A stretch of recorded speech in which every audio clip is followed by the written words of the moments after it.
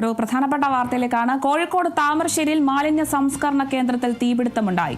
ഏലോക്കരയിലെ plastic മാലിന്യ സംസ്കരണ കേന്ദ്രത്തിലാണ് തീപിടുത്തമുണ്ടായത്. ആളപായമില്ല. തീപിടുത്തത്തിൽ 3 നില കെട്ടിടവും പിക്കപ്പ് വാനും പൂർണ്ണമായും കത്തിനശിച്ചു. അഗ്നിരക്ഷാ സേനയെത്തി തീ നിയന്ത്രണ വിധേയമാക്കി. വിവരങ്ങളുമായി റഫീഖ് തോട്ടുമുഖം ചേരുന്നുണ്ട്. Rafeeq, good morning, happy new year. Arunima, good morning, happy new year. Okay, നമുക്ക് വാർത്തയിലേക്ക് പോകാം. കോഴിക്കോടാണ് ഇപ്പോൾ രാവിലെ തന്നെ ഇങ്ങനെയൊരു വാർത്ത എത്തുന്നത്. താമരശ്ശേരിയിലാണ് മാലിന്യ സംസ്കരണത്തിൽ തീപിടുത്തം ഉണ്ടായിരിക്കുന്നത്. തീപിടുത്തത്തിൽ എത്രത്തോളം നാശനഷ്ടങ്ങൾ ഉണ്ടായിട്ടുണ്ട്? എപ്പോഴാണ് ഈ ഒരു തീപിടുത്തം ഉണ്ടായത്? കൂടുതൽ വിവരങ്ങൾ എങ്ങനെയാണ് റഫീഖ്?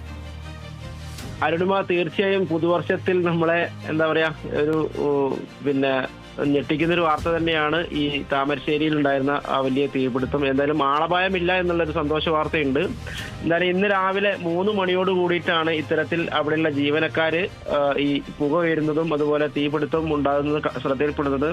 പിന്നീട് അവരെ മുക്കം ഫയർഫോഴ്സിനെ അറിയിക്കുകയായിരുന്നു. അവരെത്തി നോക്കുമ്പോൾ അത് വലിയ ഒരു തീപിടുത്തമായതുകൊണ്ട് ഒരു യൂണിറ്റ് കൊണ്ട് പെട്ടെന്ന് നിൽക്കില്ല എന്നുള്ളത് കൊണ്ട് തന്നെ നരിക്കുനി അതുപോലെ വെള്ളിമാട് കുന്ന് എന്നുള്ള ഫയർഫോഴ്സ് യൂണിറ്റിൽ നിന്നും ഏതാണ്ട് 5ഓളം യൂണിറ്റുകൾ വന്നിട്ടാണ് നിലവിൽ നിയന്ത്രണ വിധേയമാക്കിയിട്ടുള്ളത്.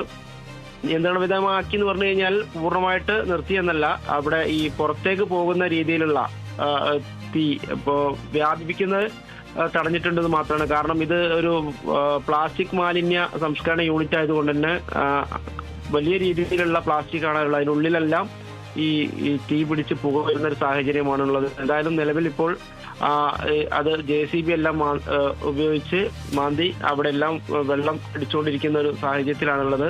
എന്തായാലും പുറത്തേക്ക് പടരുന്ന രീതിയിലുള്ള ആ ഒരു സിറ്റുവേഷൻ ഇപ്പൊ മാറ്റിയിട്ടുണ്ട് എന്ന് തന്നെയാണ് നമുക്ക് ഫയർഫോഴ്സ് യൂണിറ്റിൽ നിന്ന് കിട്ടുന്ന വിവരങ്ങൾ.